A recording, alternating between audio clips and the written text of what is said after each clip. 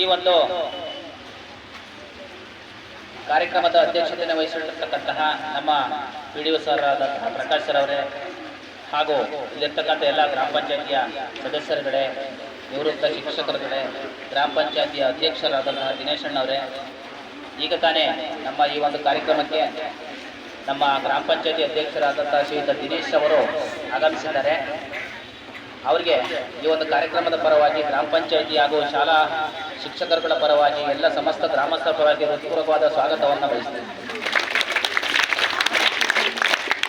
ಈ ಒಂದು ಕಾರ್ಯಕ್ರಮ ಮುಂದುವರಿಯುತ್ತಾ ಆಗಲೇ ನಮ್ಮ ನಿವೃತ್ತ ಶಿಕ್ಷಕರಾಗ್ಬೋದು, ಮುಖ್ಯ ಶಿಕ್ಷಕರು, ನಮ್ಮ ಹೈಸ್ಕೂಲ್ನ ಸಮಾಜ ಶಿಕ್ಷಕಿಯವರು ಸಹ ಸಾಕಷ್ಟು ಹೇಳಿದ್ದಾರೆ. ಈ ಒಂದು 1949 ನವೆಂಬರ್ 26ರಂದು ನಾವು ಪ್ರಥಮವಾಗಿ ಒಂದು ಅತ್ಯುತ್ತಮವಾದಂತಹ ಸಂವಿಧಾನವನ್ನು ರಚನೆಯಾಗಿ ಸಂವಿಧಾನ ಪೂರ್ಣಗೊಂಡಂತಹ ದಿನ. ಅದಾದ 3 ತಿಂಗಳಿಗೆ ಜನವರಿ 26, 1950ರಲ್ಲಿ ನಾವೇನ್ ಮಾಡೋ ವಿದ್ಯುಕ್ತವಾಗಿ ಅದನ್ನ ನಾವು ಸಂಸತ್ನಲ್ಲಿ ಮಂಡನೆ ಮಾಡಿ ಅಂಗೀಕಾರ ಮಾಡಿಕೊಂಡು ನಾವು. ಹಾಗಾಗಿ ನವೆಂಬರ್ 26, 1949 ಪ್ರತಿ ವರ್ಷ ನಾವೇನ್ ಮಾಡಿದ್ವಿ ಸಂವಿಧಾನ ದಿನವನ್ನಾಗಿ, ಅಂದ್ರೆ ಸಂವಿಧಾನ ಹುಟ್ಟಿದ ಹಬ್ಬ ಅಂತ. ನಮ್ಗೆ ಯಾವ ರೀತಿ ಹುಟ್ಟಹಬ್ಬ ಇರುತ್ತೋ ಸಂವಿಧಾನ ಹುಟ್ಟಿದಂತ ದಿನ ಅವತ್ತು.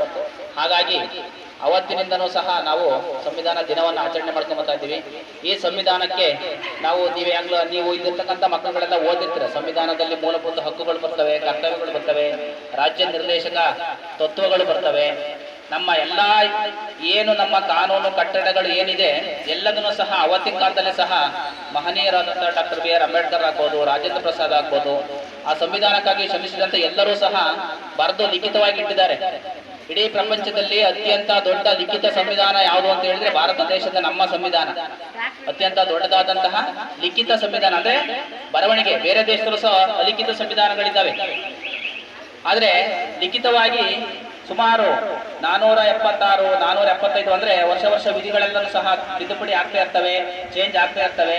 ಒಂದೊಂದು ವಿಧಿಗಳು ಸಹ ಒಂದೊಂದು ಕಾನೂನುಗಳನ್ನ ಮನುಷ್ಯ ಯಾವ ರೀತಿ ಇರಬೇಕು, ನಮ್ಮ ಯಾವುದೇ ಇಲಾಖೆ ಆಗ್ಬೋದು, ಪೊಲೀಸ್ ಇಲಾಖೆ ಆಗ್ಬೋದು, ಶಿಕ್ಷಣ ಇಲಾಖೆ ಆಗ್ಬೋದು, ಆರೋಗ್ಯ ಇಲಾಖೆ ಆಗ್ಬೋದು, ಪಂಚಾಯತ್ ರಾಜ್ ಇಲಾಖೆ ಆಗ್ಬೋದು, ಯಾವ್ಯಾವ ರೀತಿ ಅವರವರ ಕರ್ತವ್ಯವನ್ನ ನಿರ್ವಹಿಸಬೇಕು ಅನ್ನೋದನ್ನ ಆಗಿನ ಕಾಲದಲ್ಲೇ ಸಹ ಒಂದು ನಿಯಮ ರೂಪದಲ್ಲಿ ಏನ್ ಮಾಡಿದ್ದಾರೆ, ಬರೆದಿಟ್ಬಿಟ್ಟಿದ್ದಾರೆ. ಹಾಗಾಗಿ ಇಂತಹ ದಿನವನ್ನ, ಇಂತಹ ಸಂವಿಧಾನವನ್ನ ಪಡೆದಂತಹ ನಾವೇ ಸಹ ಧನ್ಯರು. ಈ ಸಂವಿಧಾನದ ಆಶ್ರಯದಂತೆ ಕೇವಲ ನಾವು ಹಕ್ಕು ಮಾತ್ರ ಕೇಳ್ತಾ ಇದ್ದೀವಿ. ನಾವು ನನಗೆ ಈ ಹಕ್ಕು ಕೊಡಿ ಅಂತ. ಆದ್ರೆ ಅದೇ ಹಕ್ಕಿನ ಕೆಳಗಡೆ ಕರ್ತವ್ಯಗಳನ್ನು ಸಹ ಬರೆದಿಟ್ಟಿದ್ದಾರೆ. ಆ ಕರ್ತವ್ಯವನ್ನ ಯಾರೂ ನೆನೆಸ್ಕೊಂತಾರ. ದೇಶ ಹಕ್ಕೆ ನಾನು ಏನ್ ಮಾಡಿದೆ ಅನ್ನೋದಕ್ಕಿಂತ, ದೇಶ ನನಗೇನ್ ಮಾಡ್ತು ಅನ್ನೋದಕ್ಕಿಂತ ನಾನು ದೇಶಕ್ಕಾಗಿ ಏನ್ ಮಾಡಿದೆ ಅನ್ನೋದು ಯಾರೂ ನೆನ್ಕೊಂತಾರ. ಆದ್ರೆ ಎಲ್ಲರೂ ಸಹ ಹಕ್ಕನ್ನ ಕೇಳ್ತಾ ಇದ್ದೀವಿ. ನನಗೆ ಇಂಥದ್ದು ಕೊಡ್ತಾ ಇಲ್ಲ, ಇಂಥದ್ದು ಬಿಡ್ತಾ ಇಲ್ಲ, ಸೌಲಭ್ಯ ಕೇಳ್ತಾ ಇದ್ದೀವಿ. ಆದ್ರೆ ಅಲ್ಲೇ ಇರ್ತಕ್ಕಂತಹ ಕರ್ತವ್ಯಗಳನ್ನ ಎಲ್ಲ ಮರಿತಾ ಇದ್ದೀವಿ. ಹಾಗಾಗಿ ಸಂವಿಧಾನದ ಹಕ್ಕು ಮತ್ತೆ ಸಂವಿಧಾನದ ಕರ್ತವ್ಯ ಎರಡೂ ಸಹ ಒಂದೇ ನಾಣ್ಯದ 2 ಮುಖಗಳಿದ್ದಂಗೆ. ನಾವು ಹಕ್ಕುಗಳನ್ನ ಯಾವ ರೀತಿ ನಾವು ಕೇಳ್ತೀವೋ ಅದೇ ರೀತಿ ನಮ್ಮ ಕರ್ತವ್ಯವನ್ನು ನಾವು ಚಾಚು ತಪ್ಪದೆ ಪಾಲಿಸಿದ್ರೆ ಈ ಒಂದು ನಮ್ಮ ದೇಶ ಸಮಗ್ರವಾಗಿ ಇನ್ನೂ ಸಹ ಅಭಿವೃದ್ಧಿ ಹೊಂದುತ್ತೆ, ಒಳ್ಳೆ ಸುಸಂಸ್ಕೃತವಾದಂತ ಸಮಾಜ ಮೂಡಿ ಬರುತ್ತೆ ಅಂತ ಹೇಳ್ತಾ ಈ ಸಮಯದಲ್ಲಿ ಮತ್ತೊಮ್ಮೆ ಇಲ್ಲಿರ್ತಕ್ಕಂಥ ಎಲ್ಲರಿಗೂ ಸಹ ನಾನು ಅಭಿನಂದನೆಗಳನ್ನ ಸಲ್ಲಿಸಿ ನನ್ನ ಒಂದೆರಡು ಮಾತನ್ನು